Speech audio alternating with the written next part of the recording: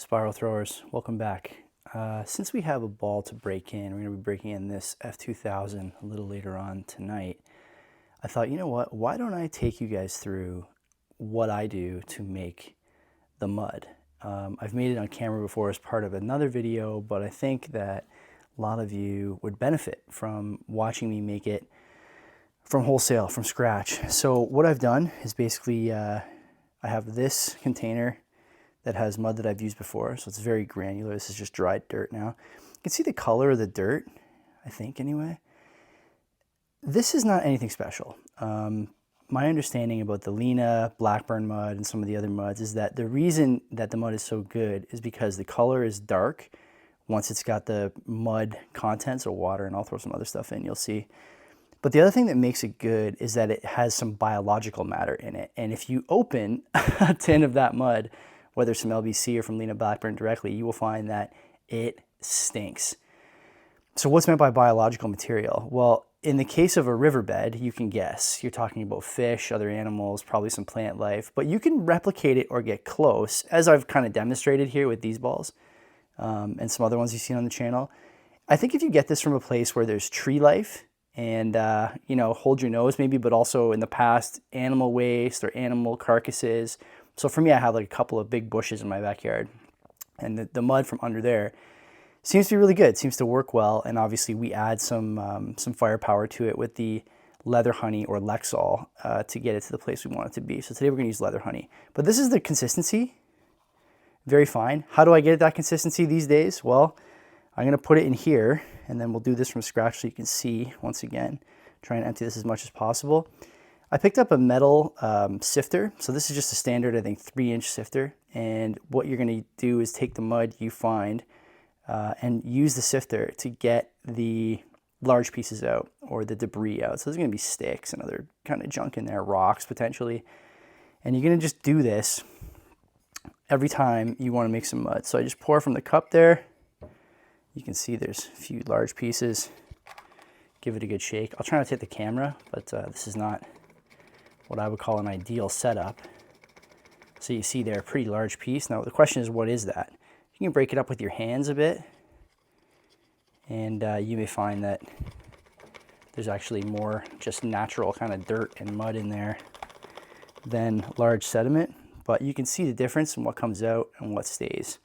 That's important. It was a pain to do the manual sorting, and while it is true that doing it this way, you may leave those large clumps of straight dirt in the sifter, you can always go back and crush them later with, I don't know, whatever you got, a hammer or screwdriver, butt, you name it. Easy to do, but this is important. So you see this, like, very fine. It's pretty dark. Not super dark, but pretty dark. And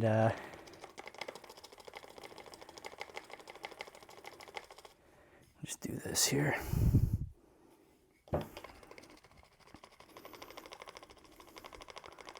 Couple more times, pretty straightforward. So this might be enough to do a ball, but we're going to go a little further than that. Just use my fingers here to grind up some of the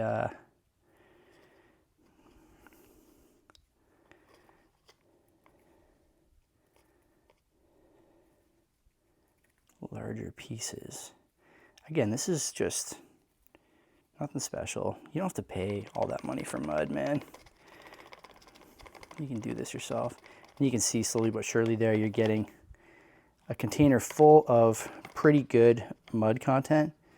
So you see in there, that looks really good. And if you stick your hand in, there's a couple of like big-ish pieces just from when you shake it coming over the top. But this is like about as sound as you would want.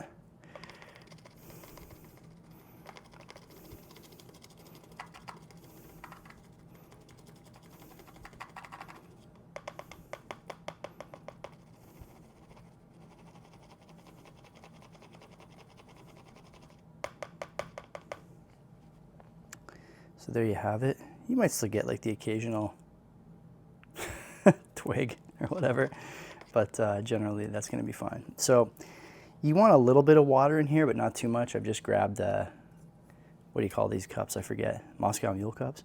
Just put a little bit in at a time. and take whatever stir stick you use. I like the toothbrush, as you guys know, and get it wet. You want it to be the consistency of paint or close. So, you know, what you've done here is probably added water to the point that there's a bit too much. So we'll just add a little more dirt, not a ton, just a bit more. And we can do that because the sifter gives us a bit of control over how much goes in. So that's pretty good. Let me take one more pass here.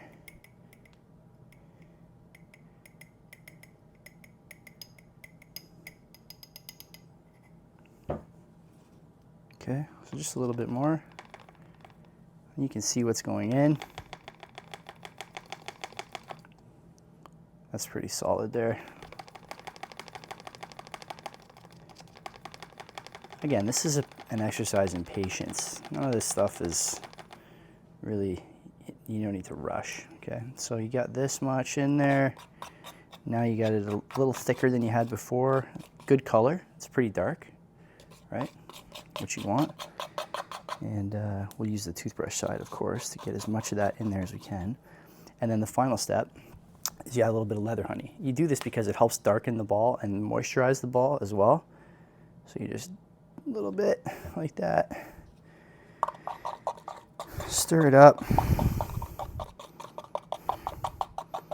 And now what you have is mud fit for a football. And you can just use your gloves, rub it on. We're going to use this mud tonight, so you'll see this again. And from there, we will have ourselves a mudded ball. So that's it. Hope you enjoyed that. If you have questions, let me know. Happy to answer as always. And don't forget, if you need a ball broken in, and especially if you're in Southern Ontario, hit me up on Instagram, Dundas Valley Preps, and or Dundas Valley Prep, and we'll get you sorted.